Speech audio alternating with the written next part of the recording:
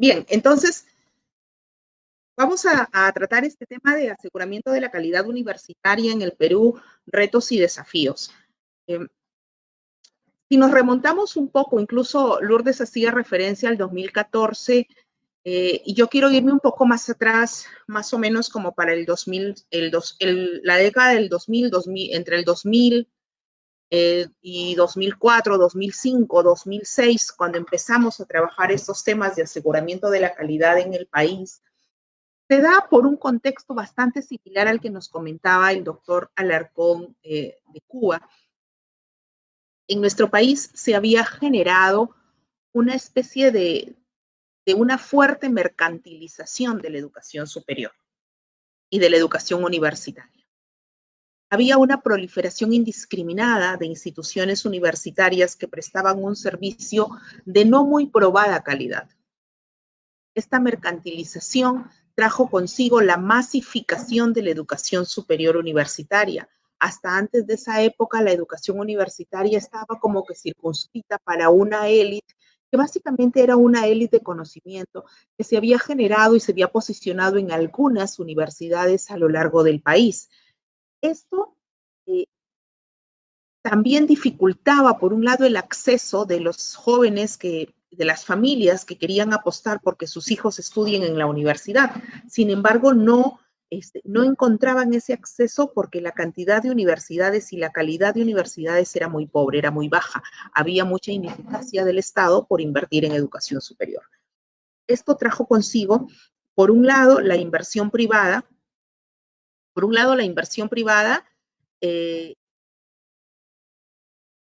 en apostar por un sector que era el sector educación, que estaba exento de impuestos. Entonces este tema de la educación se convertía como en un negocio bastante lucrativo. Ganabas, invertías poco y no redituabas impuestos.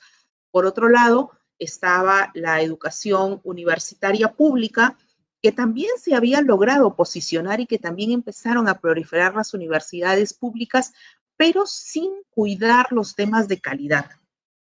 Se generaban básicamente por el afán político de representantes locales que dentro de sus ofrecimientos para llegar al gobierno ofrecían, pues, ante la necesidad de la población, ofrecían implementar universidades públicas, pero esto no estaba correlacionado con la inversión que tenía que hacer el Estado como dueño de las universidades públicas. Entonces, todo este tema trajo consigo el que se removieran los cimientos, porque sea cual fuera la calidad de las universidades que se ofrecían en aquella época, estoy hablando antes del 2006, en todos los casos se seguía certificando, o sea, salían bachilleres, salían titulados, salían magísteres, salían doctores de las universidades, todos se insertaban al mercado laboral, pero la respuesta del usuario final, que era la sociedad en su conjunto, no había un nivel de satisfacción importante para decir que estábamos haciendo. Entonces, en el Perú vienen los primeros intentos de aseguramiento de la calidad. En el año 2006 se crea esta ley, la 28740, que crea en el país el primer sistema de aseguramiento de la calidad, que se le llamó el Sistema Nacional de Evaluación, Acreditación y Certificación de la Calidad Educativa, que se encargaba de garantizar calidad a nivel básico, a nivel superior técnico y a nivel universitario. Tuvo sus primeros pinitos y sus primeros modelos. Salió el primer modelo de acreditación para los programas de educación superior universitaria de manera específica en el año 2009. Mientras se hizo una sensibilización, una difusión, la gente aprendió a incorporar en sus discursos, las autoridades aprendieron a hablar de calidad, a entender la calidad, se dieron las primeras acreditaciones por el año 2012. ¿Y qué pretendía este primer modelo? Miren, entre el año 2006 y el año 2012 que se dieron estos primeros modelos, 12, 13, 14, que se dieron las primeras acreditaciones en el país. Este primer modelo lo que buscaba era generar conciencia dentro de las universidades, entender que podía haber un parámetro, que podía haber un estándar que podía haber un referente contra el cual contrastar nuestro quehacer diario para poder identificarnos y decir que somos o no de calidad. Porque al no tener en el país antes de esto un referente, bueno, pues cualquier institución se podía llamar o no de calidad. Entonces, habían habido varios intentos por tener referentes hasta que el CINEACE tiene su primer modelo y obviamente vienen consigo las primeras acreditaciones.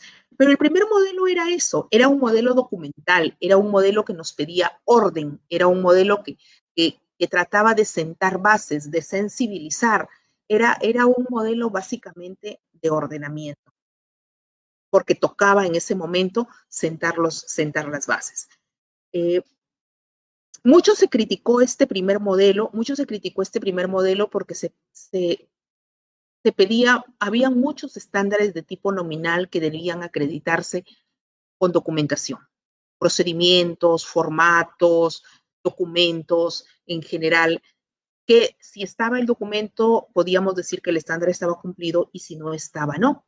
Entonces hubieron universidades que implementaron sus procesos de calidad, los documentaron, los procedimentaron y los echaron a andar. Pero también hubo un grupo de universidades que procedimentaron sus documentos, sus procesos, pero no los echaron a andar. Y se quedaron a nivel de procedimientos, se quedaron a nivel de documentos. Todo esto se fue cosechando en el camino, en este aprendizaje por asegurar la calidad en el país. ¿Qué se buscaba con este primer modelo? Se buscaba que en las instituciones educativas se aprenda a trabajar por procesos, que se entendiera que teníamos que implementar ciclos de mejora continua, es decir, que teníamos que planificar, que teníamos que implementar, que hacer, que ejecutar aquello que habíamos planificado, que teníamos que verificar si aquello que habíamos implementado estaba acorde con lo que se planificó y finalmente que teníamos que actuar sobre aquellos puntos que en esta evaluación y en esa verificación habían salido como posibilidades de mejora. Y así sucesivamente volver a iniciar un nuevo ciclo de calidad. Muchas de las universidades empezaron a trabajar este ciclo del PHDA, pero solo a nivel y se quedaron a nivel de planificación. Y con esa planificación se obtuvieron las primeras acreditaciones en el país. Esto se avanzó hasta que en el año 2014, que fue un año crucial en nuestro país, que fue un año crucial en la educación universitaria en el país, porque en este año, en el 2014, se publica la ley 3220. Cambiamos de ley universitaria, cambiamos a una ley donde hablaba de una nueva política de aseguramiento de la calidad de la educación superior en el país, que sale para el 2015 y que tiene un periodo o que tenía una ventana desde el 2015 hasta el 2021. Y entonces ya nos habla de un sistema de aseguramiento de la calidad donde ya no estábamos solos, o sea, ya no estaba CINEACE solo como único responsable de garantizar la calidad en el país a través de las acreditaciones, sino que además le sumaba a SUNEDU. ¿Cuál era entonces ya los roles entre SUNEDU y CINEACE? SUNEDU empieza a manejar un mecanismo importante también en el país que se llama licenciamiento, que subsiste hasta la actualidad, y CINEACE se encargaba de ver las acreditaciones. Entonces entramos dentro de una rueda sistémica en la que SUNEDU se iba a encargar de verificar condiciones básicas de calidad a nivel institucional, es decir, se iba a encargar de garantizar que en cada universidad se cumplieran 55 indicadores que estaban agrupados en 8 grupos de condiciones básicas de calidad. Y su mismo nombre lo dice, son condiciones básicas, es lo mínimo que debemos tener para que una institución se llame universidad. Entonces, mientras CINEACE avanzó en su proceso desde el 2006 a 9, 12, 14, empezó a avanzar con las acreditaciones a nivel de programas de estudios dentro de las instituciones, SUNEDU viene y empieza a mover cimientos a nivel macro. ¿Por qué a nivel macro? Porque empezó a abordar instituciones. Muchos de los reparos que se tuvieron cuando se trataban de implementar procesos de calidad a nivel de programas de estudios, los principales escollos que había que superar eran justamente los institucionales. Las oficinas macro, las oficinas institucionales no se compraban el cuento de los programas y entonces los programas de estudios siempre encontraban el rechazo o la oposición de las instituciones macro para poder invertir en las necesidades de los programas. Ahora, con el licenciamiento, se empezaba a hacer una transparencia de información, un ordenamiento a nivel macro y empezar a sentar las bases del edificio sobre el cual creo que se debería sentar la acreditación. Entonces, tenemos una primera grada en el aseguramiento de la calidad que se llama licenciamiento y luego tenemos una siguiente grada que se llama acreditación. Entonces, en ese año, entre el 2016 y el 2017, dado que existía SUNEDU, CINEACE saca un siguiente modelo de acreditación para programas de estudios que empieza a regir a fines del 16 y a inicios del 17 con un nuevo modelo, que ya no se sienta en estándares mínimos de calidad como fue el primero, sino que ahora ya recoge todo el crecimiento que se tenía en calidad más lo que ya trabajaba SUNEDU y entonces ahora se empieza a hablar de estándares medio altos. Cuando en el primer modelo nosotros hablábamos, por ejemplo, en las universidades deberían tener sus procesos y sus procedimientos documentados. Ahora, en el segundo modelo, lo que se requería era que esos procesos se echen a andar, que esos procesos estén auditados, que esos procesos ya estén dando resultados. Para el año 2019 se actualizan estos modelos en el marco del sistema de aseguramiento de la calidad y empezamos a echar estos tres engranajes importantes que manejamos en el país. El MINEDU como ente rector de la educación superior universitaria, porque el Estado cada vez se posiciona más en su ente rector. Acuérdense que antes de la ley universitaria, las universidades dependían de la Asamblea Nacional de Rectores, es allí donde se tomaban, en base a la autonomía universitaria, es allí donde se tomaban las decisiones, por ejemplo, de la creación de las nuevas universidades, de los rectores que iban a ir hacia las universidades que estaban con comisiones organizadoras, etcétera, etcétera. Y el Ministerio de Educación se encargaba de ver la educación básica y la educación incluso tecnológica. Pero a nivel de universidades estábamos como que separados. A raíz de la ley universitaria, el Ministerio de Educación toma su rol como ente rector y asume a las universidades también dentro de esta rectoría. Junto con el CINEACE, junto con SUNEDU, empezamos a trabajar toda esta política de aseguramiento de la calidad en el país. ¿Qué encontramos? ¿Cuáles son estos avances que tuvimos en una primera etapa hasta el año 2019? Fíjense, y yo que me recuerdo haber estado desde los inicios del proceso de la implementación de la calidad en el país, para el año 2002, solo 8 universidades tenían oficinas de calidad. Solo en 8 universidades habían áreas destinadas a velar por la calidad dentro de las universidades. Luego, a partir del 2006, que el CINEACE empieza a operar y de ahí hacia adelante, miren cómo vamos variando. En el año 2012 ya eran 21 las oficinas de calidad, o sea, 21 universidades con oficinas de calidad.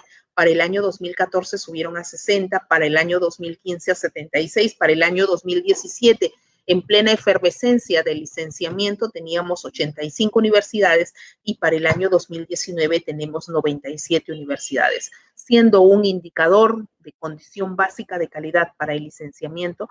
En las universidades existan áreas destinadas a la calidad de la educación superior universitaria. Ahora se hace imprescindible que en una universidad no haya un área de calidad, un área que se encargue de verificar si los procesos se están llevando a cabo de acuerdo a lo planificado. Eso, señores, ya es ganancia. Eso ya es ganancia porque eso implica que la calidad está calando en las instituciones, que ya la cuidamos, que ya no se trata solamente de lo que quiera o deje de hacer un gobierno de turno, sino que hay ya un referente, un parámetro sobre el cual medirnos. ¿Qué más logramos a nivel de oferta formativa? Bueno, pues cambio en la vida de las unidades académicas. ¿Por qué? Porque se dieron cambios en las propuestas de las unidades curriculares. Ahora ya no se trataba de que los docentes enseñen lo que ellos buenamente querían enseñar o lo que a su juicio y buen criterio como especialistas pensaran que el estudiante debía saber, sino que ahora ya hay un norte. Se empezó a trabajar sobre el perfil de egreso y para poder definir esos perfiles de egreso se empezó a mirar hacia afuera, la demanda social, el mercado laboral, la pertinencia social de la que nos hablaba el doctor Alarcón en la conferencia anterior. Se empezó a mirar que las universidades y dentro de ellos sus programas de estudios funcionaban en un espacio geográfico determinado porque tenían la necesidad, la universidad tenía la gran responsabilidad con el país de formar los profesionales que ésta necesitaba y que era una estrategia del Estado de generar este tipo de profesionales de buena calidad y ese encargo se lo daba a las universidades. Por eso es que en esta ley universitaria desde el 2014 existen dos artículos importantes, el 126 y 27, si no me equivoco, que hablan sobre responsabilidad social universitaria y el rol que cumplen las universidades en la solución de los problemas sociales. Esto pues trajo definitivamente cambio en las políticas institucionales, mejora en la planificación estratégica. Los planes estratégicos empezaron a funcionar, empezaron a ejecutarse y a desempolvarse, porque hasta antes de esto los planes estratégicos, todas las universidades tenían planes estratégicos, pero estos estaban almacenados, siempre digo yo, a manera gráfica, en el último cajón del decano o del rector o de quien gestionaba la institución, estaba guardado en el último cajón y cuando los evaluadores llegábamos a las instituciones a preguntarles, ¿y dónde está tu plan estratégico? Entonces empezaban a desempolvarlo y a pasarle un trapito para quitarle el polvo y decir, aquí está mi plan estratégico. Pero no era un documento de gestión sobre el cual nosotros pudiésemos trabajar en las universidades.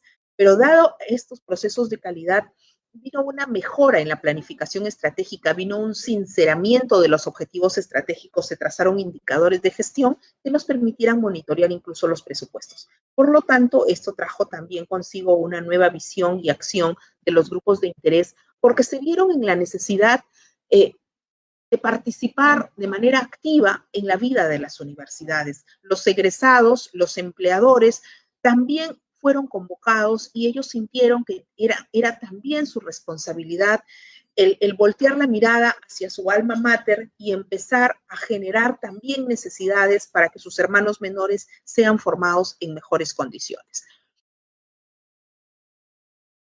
Hemos venido trabajando a un ritmo, si se quiere, acelerado, con muchos cambios en el país, incluso el año pasado, a finales del año pasado, se modificaron las normas en el país en cuanto a las políticas de aseguramiento de la calidad. El CINEACE entra en un proceso de reorganización a partir de la ley universitaria, se cambia la política de aseguramiento de la calidad por una política más integral que nos permita integrar CINEACE, que nos permita integrar SUNEDU, que nos permita compartir información, transparentar información de las universidades. Acuérdense que las universidades entran en un proceso de licenciamiento fuerte desde el año 2016 y hemos ido migrando hacia ahora tener ya casi toda nuestra oferta académica en el país de manera licenciada. Sin embargo, pues este año para todos no nos es ajeno que tuvimos el tema de la pandemia. Por eso es que me he permitido poner aquí el estado de la educación superior antes de la pandemia. ¿Por qué? Porque la pandemia nos ha marcado un antes y un después, Miren, antes de la pandemia, la reforma de la educación superior, producto del licenciamiento de las universidades en el país, que es este mecanismo que es obligatorio, en la que todas las universidades tienen que pasar, públicas o privadas, donde se les otorga la licencia de funcionamiento para que puedas operar en el país. Es decir, es la condición básica, es lo mínimo que debes de tener. Entonces, aquí, con licencia de funcionamiento, antes de la pandemia teníamos 94 universidades licenciadas, 49 universidades con licencia denegada y una universidad en proceso de licenciamiento. Tras la reforma entre el 2016 y del 2020, el Perú cuenta con un sistema universitario que cumple con las condiciones básicas de calidad.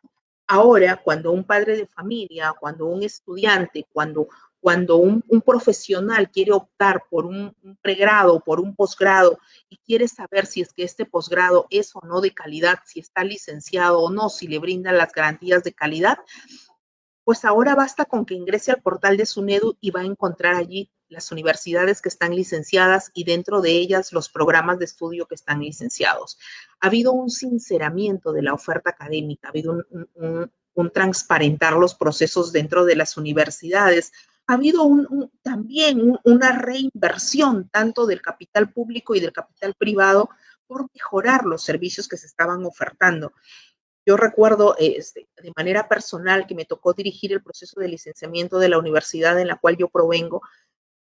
Y era increíble cómo al inicio del licenciamiento, cuando nosotros preguntábamos cuántos programas de estudios tenemos a nivel de pregrado, imagínense, a nivel de pregrado, ni el vicerrector académico, ni el rector, ni el director académico podía decir con sinceridad y con transparencia cuántos programas académicos teníamos.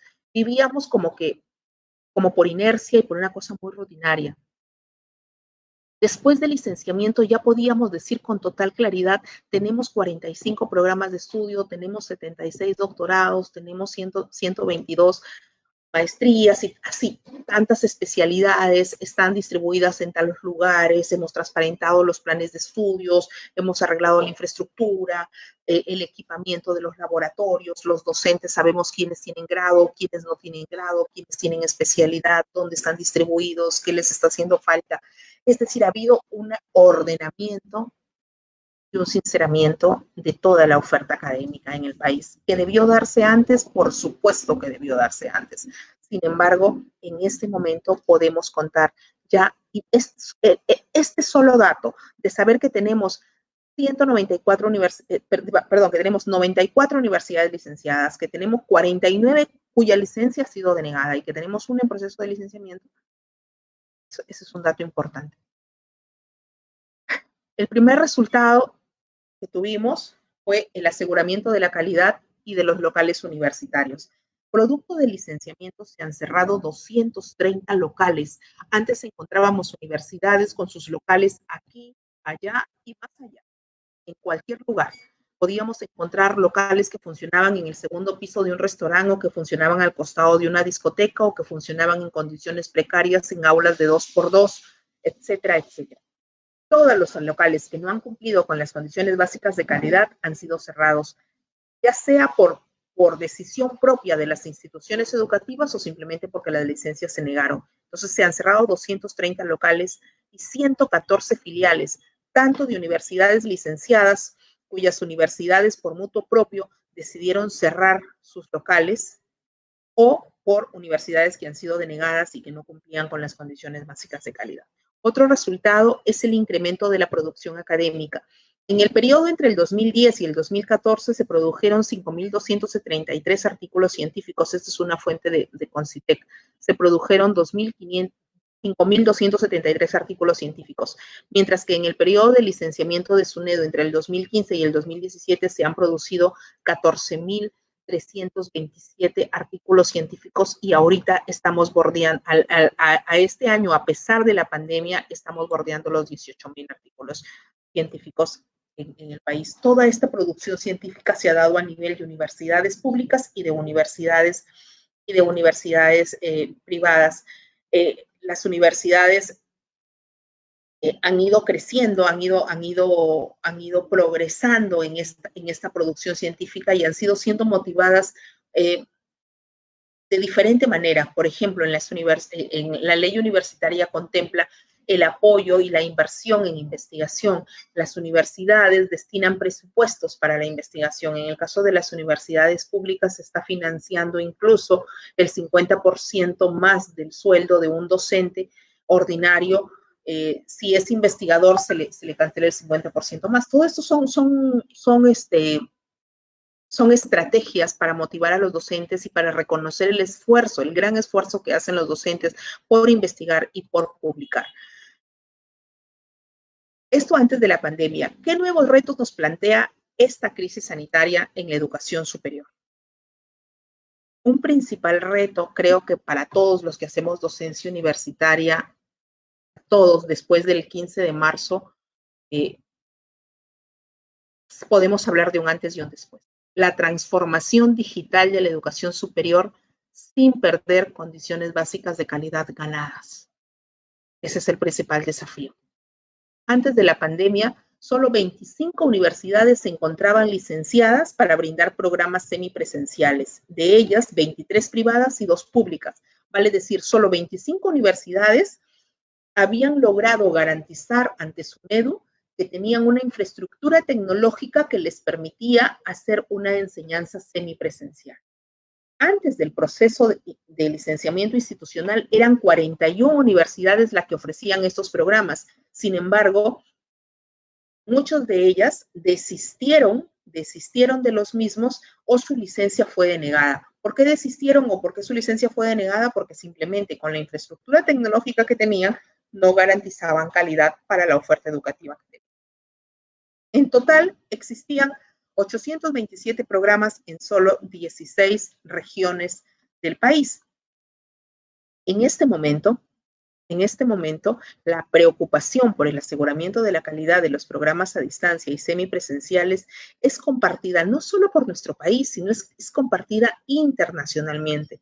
Esta preocupación se acrecienta en este contexto de pandemia. ¿Por qué? Porque todos ahora tenemos que migrar hacia la educación digital, algunas estrategias que se están implementando en el país son orientaciones pedagógicas para la continuidad del servicio educativo no presencial de emergencia. Sabemos que lo que estamos trabajando en este momento es una educación, no es una educación virtual, no es una educación a distancia, eso tiene sus propios parámetros. Lo que nosotros hemos implementado en este momento se le ha denominado una educación no presencial de emergencia. ¿Por qué? Porque lo que hemos hecho es coger mis contenidos, coger mis estructuras, coger mi programación, que se trabajaba de manera presencial y ahora dictarla bajo estos entornos en los que nos encontramos trabajando este momento.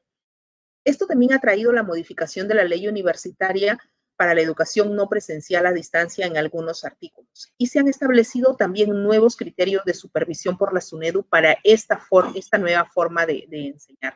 También otra estrategia que el Estado está implementando es el fortalecimiento de capacidades institucionales de universidades para lidiar con esta transición, sobre todo a nivel de universidades públicas. El Estado, asumiendo su rol rector, el Ministerio de Educación, asumiendo su rol rector, empezó a destinar o a movilizar las partidas. Ustedes saben que los presupuestos en el Estado se cierran con un año de anticipación.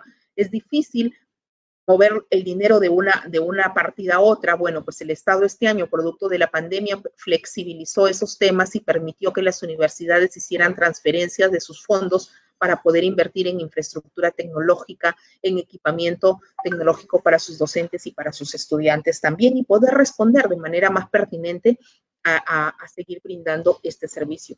También se ha echado mano de organizaciones internacionales que nos están brindando asistencia técnica a las universidades públicas y se ha capacitado a más de 13,000 docentes en trabajo en estos entornos virtuales. Acuérdense que la pirámide poblacional a nivel de docentes está bastante invertida, es decir, que tenemos un paquete grueso de docentes que están entre los 50 y 75 años o entre los 60 y 75 años. Esa gente no es nativa digital. Tenemos una base importante de docentes que estamos cerca al cambio de siglo y que hemos podido adaptarnos con relativa facilidad, pero también tenemos un grueso importante de docentes que les ha costado mucho hacer este tránsito. Sin embargo, lo hemos hecho, sin embargo, los docentes han respondido y después de haber sido capacitados. Asegurar esta infraestructura tecnológica y conectividad en las universidades ha sido un gran reto para el Estado, ha sido un gran reto para las instituciones privadas, porque se ha tenido que reinvertir. El caso de las universidades privadas también es un caso digno de resaltar, porque se ha sobrevalorado la continuidad del servicio educativo por sobre el pago de las pensiones educativas. Ustedes saben que las universidades privadas viven de las pensiones de los estudiantes. Sin embargo, creo que en este contexto de pandemia, todos nos hemos puesto la mano al pecho y hemos querido sacar adelante los proyectos académicos comprometidos con nuestros estudiantes sin poner en riesgo por falta de recursos económicos. Pero esto hay que entender también que viene en desmedro de la economía de las universidades privadas porque subsisten de los abonos y de las pensiones que tienen los estudiantes. Sin embargo, se han diseñado diversas estrategias también dentro de las instituciones para poder salir adelante, para poder afrontar con éxito estos periodos, y en este momento tenemos las universidades públicas funcionando con los semestres académicos echados a andar, y en las universidades privadas de la misma manera. Otras estrategias es que se habilitó a las universidades públicas contratar servicios de Internet. A la fecha existe una inversión de 61 millones de soles que benefician a la totalidad de docentes y hasta un 70% de estudiantes, ¿no? También había necesidad de asegurar la continuidad educativa con estudiantes que tenían dificultad para el financiamiento de sus estudios, porque ya sea porque ellos perdieron el empleo o porque los padres perdieron el empleo y no pudieron pagar ya las pensiones en las universidades. Entonces el Estado creó 8,000 becas permanencia, 24,000 becas continuidad, 10,000 créditos educativos, de tal manera que de poder menguar el impacto que podía generar esta pandemia en el acceso hacia la educación superior. A la fecha, todas las universidades públicas, 51 universidades públicas, han iniciado sus clases de manera remota. ¿Cuál es el reto? El reto es migrar de una educación remota de emergencia a una educación virtual a distancia. Una real transformación digital de la educación superior implica una serie de cambios profundos en el sistema educativo. Esta primera, la educación remota de emergencia, pues obedece a una necesidad inmediata de garantizar el servicio educativo en medio de esta incertidumbre que nos generó la pandemia. Pero ya ahora los meses han pasado y tenemos que tomar decisiones de cara al 2021. Y sabemos que esta pandemia llegó y llegó para quedarse, y que nuestro país está en la cola para las vacunas, y sabemos que el próximo año vamos a continuar trabajando en estos entornos virtuales, y lo más probable es que esta nueva forma de enseñar y de aprender se tenga que ir mejorando y que llegó para quedarse. Entonces vamos transitando hacia una educación virtual a distancia que requiere un mayor nivel de organización, un mayor nivel de planificación, interacción y apoyo sostenido de todos los actores, incluso mayor al de entornos de aprendizaje tradicionales. ¿Qué retos tenemos al futuro? Asegurar el acceso inclusivo de la educación superior.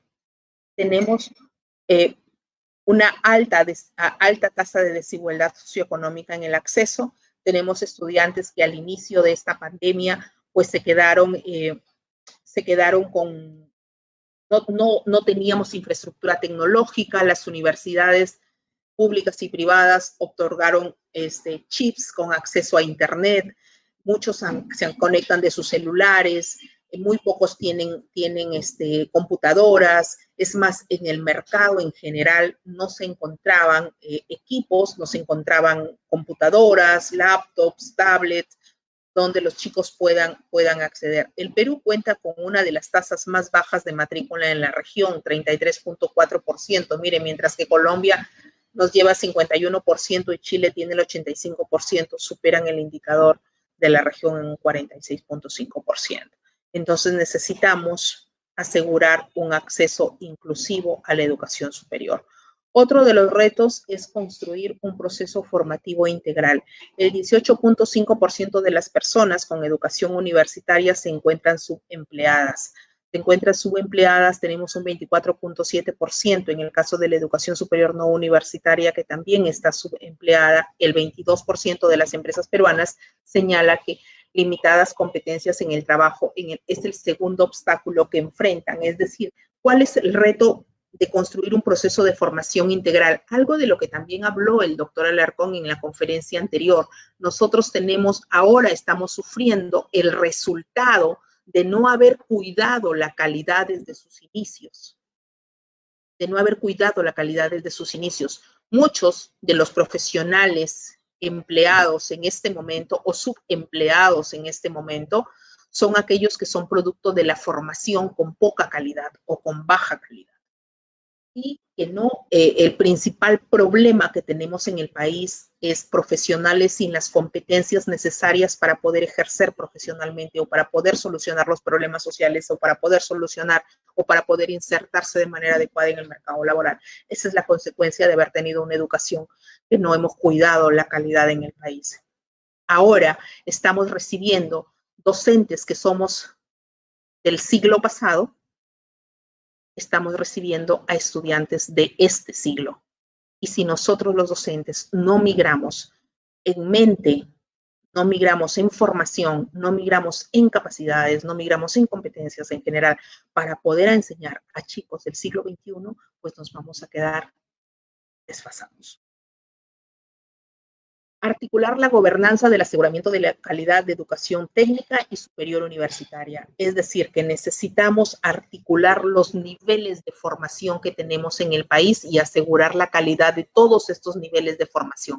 Para nadie es ajeno saber que existe una desarticulación entre la educación básica regular y la educación superior tecnológica o universitaria. Hay un nivel intermedio que se ha generado que se llama academia preuniversitaria, que si quieres ingresar a una buena universidad pública o privada, pues te hace imprescindible que tengas que pasar por una de estas academias preuniversitarias y que se ha generado en muchas de las universidades como un centro de producción a través de sus centros preuniversitarios. Este sistema no tiene razón de ser, no tiene fundamento, no tiene basamento legal. No tendría por qué ser si es que cada quien hiciera lo que tiene que hacer desde la posición en la que se encuentra. Necesitamos asegurar la gobernanza del aseguramiento de la calidad, generando un sistema que integre todo lo que se hace en SUNEDU, lo que se hace en CINEACE, lo que se hace en el ministerio y entre todos los órganos para saber qué rol juega cada uno de ellos y cómo es que entre todos logramos garantizar la calidad en el país. ¿Quién va a seguir otorgando acreditaciones? ¿Quién va a seguir otorgando los licenciamientos? ¿Hasta cuándo los licenciamientos? El licenciamiento va a ser un primer licenciamiento, un segundo licenciamiento, ¿hasta dónde vamos a llegar con los licenciamientos y a partir de cuándo empezamos a hablar de las acreditaciones?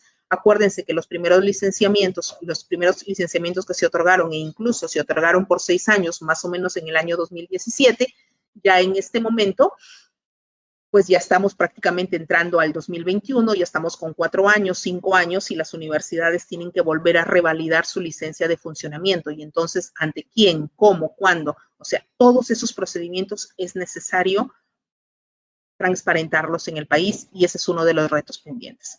Otro de los retos pendientes es la mejora continua de la educación superior.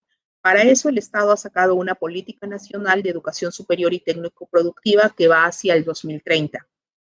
Que tiene 6 objetivos prioritarios. El primero, brindar un acceso equitativo con igualdad de oportunidades a través de distintas alternativas formativas, donde podamos transitar de la educación básica a la tecnológica, a la superior universitaria. Una formación integral que nos permita responder a las necesidades sociales, culturales y productivas en el país. Desempeño docente, fomentar el desarrollo de las competencias docentes mediante una formación continua y una evaluación también continua. No todos tenemos las competencias para hacer docencia, no todos sabemos hacer docencia. Hacer docencia y hacer docencia universitaria no es simplemente pararte delante de un grupo humano y dictar una conferencia o mostrar algo que tú sepas. Hacer docencia es un hecho trascendente. Es un hecho que cambia la vida de las personas, es una gran responsabilidad y para eso necesitamos desarrollar este tipo de competencias en los docentes. Calidad de las instituciones, mejorar la calidad de las instituciones fomentando la mejora continua en el mismo ejercicio de su autonomía. Gobernanza y el rol rector que nos permita transparentar pues toda esta norma de aseguramiento de la calidad desde el Ministerio de Educación como ente rector, ¿no? Y la movilización de recursos que nos permita mejorar la asignación y la generación de capacidades para la capacitación, los recursos para la investigación, para la innovación, etcétera, etcétera.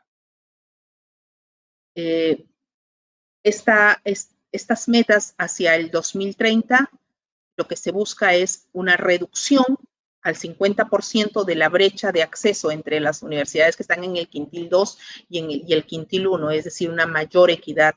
Al menos 5 de cada 10 egresados de la educación básica accedan a la educación superior y técnico-productiva. La transitabilidad y diversidad de trayectorias educativas, formación a lo largo de la vida, es decir, que nosotros podamos ir, que los jóvenes puedan ir quemando etapas y que puedan ir transitando de una menor formación hacia una mayor formación con normalidad, teniendo ya una ruta trazada. Instituciones de educación superior y técnico-productiva que cumplan con condiciones básicas de calidad para brindar el servicio educativo.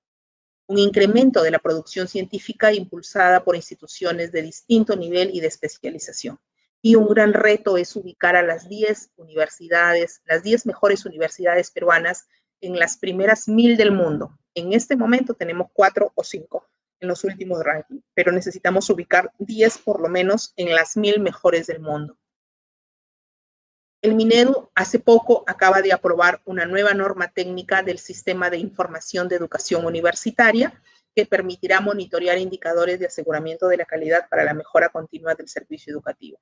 Este sistema es el CIESU, que nos permite tener una información en tiempo real a la cual podamos acceder cualquiera de nosotros, cualquiera de los usuarios, cualquiera de las instituciones, y que en este momento hasta julio del próximo año lo va a manejar el Ministerio de Educación, pero a partir de ahí en adelante lo va a manejar SUNEDU, y estos se van a trabajar allí los indicadores de calidad.